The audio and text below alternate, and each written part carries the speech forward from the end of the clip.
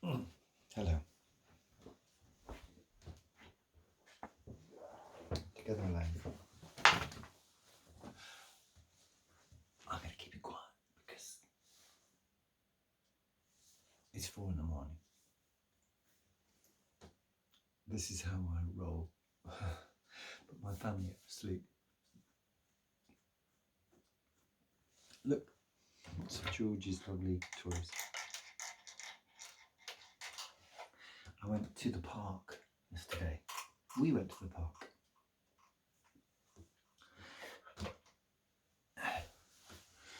We sat on the grass. We didn't sit on a bench. Don't sit on benches. I'm not going to explain why. You work it out for yourself. And I watched some people coming to the park with their dogs. And a couple turned up with a dog. It was a kind of border collie greyhound cross, and it was catching a ball and running. And then another couple turned up, and I couldn't work out whether maybe the two girls were related. Anyway, it's irrelevant. And then somebody else turned up who was clearly not part of either group or either family. And then there was a couple that turned up with some kids. And all these people had dogs and balls. And they were meeting in the park. And they were playing in the sunshine. And the ball was being thrown. And one dog could run a really, really long way. I love dogs. And this dog clearly knew all these people and was bringing the ball back to other people. And everybody was sort of observing social distancing rules. And then they kind of weren't. And the ball was going, and the other dogs from the other families. So there's about 3, 4 families, maybe there's 20 people and 6 kids. Maybe they were family, maybe they were friends. They weren't all from one household. And they were all standing around in the sunshine. Some of them had brought coffee in those disposable, those reusable cups. And they were gradually getting closer and closer, and sort of drifting in. And the dogs were excited, and the ball was given to other people, and it was clear that everybody knew each other.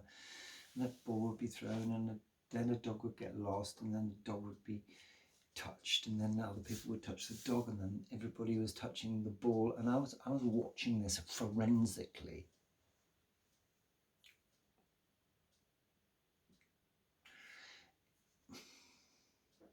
Such an opportunity for the virus, for community spread. I mean, it was just how community spread happens in action. All you had to do was apply your common sense as to what was going on. This group gradually, they coalesced, and they coalesced, and they coalesced, and they coalesced, and then there were hands on shoulders, and there were little spontaneous touches, and this fucking ball that was going from dog to human to human to dog to human to human to human hand to human hand to dog mouth to dog to baby to child. If you'd have asked them, they would have said, "Oh, we're just we're having a commonsensical, socially distanced, informal meeting, and we're intelligent people, and we know what we're doing." Wrong, fuck that, wrong, you're wrong. And that is what is wrong with this country, and that is why we will be regarded by the rest of, a lot of people who say, "Oh, I'm thinking of going to India, or I'm thinking of going to Cambodia, or I'm thinking of going to South America, or I'm thinking of going, oh no, it's criminal over there, and it's dirty, and they've got all these diseases, and they're a very diseased place, and they've got no common sense, and they're very unhygienic, those people, and they're very stupid as well when it comes to health." That's us. That's us.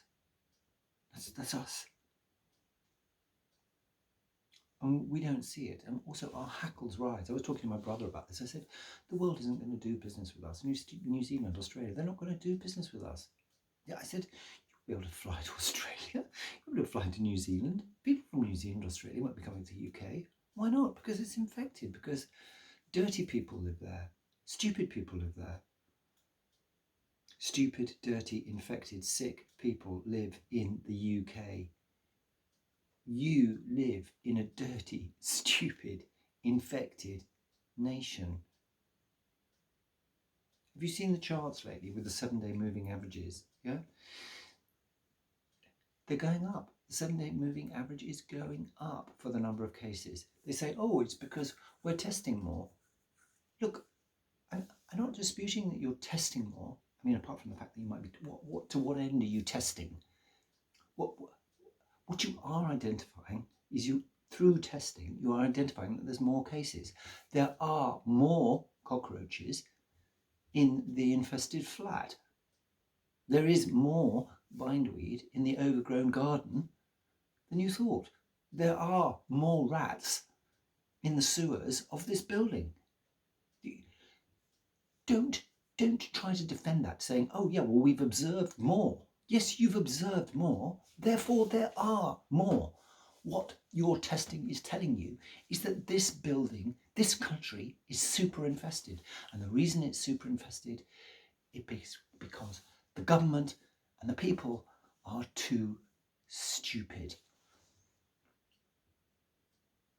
You live in a country awash with stupidity and incompetence.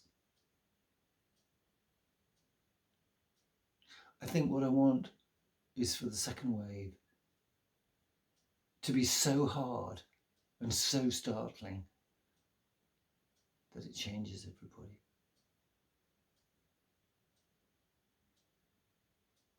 We need bodies on the streets. Dead bodies on the streets. We need everybody to know, not to know somebody who knows somebody who's died, but everybody to know somebody who's died. Everybody needs to know, a brother, a friend, an aunt, an uncle, a grandfather. Everybody needs to. Then maybe we'll take this seriously. But at the moment, we haven't got a chance. And also, it's how the rest of the world will view us, and the rest of the world views us as sick, infected, and stupid. And guess what? They're right. If you're a sensible person, don't end your lockdown. Don't stop being socially distant.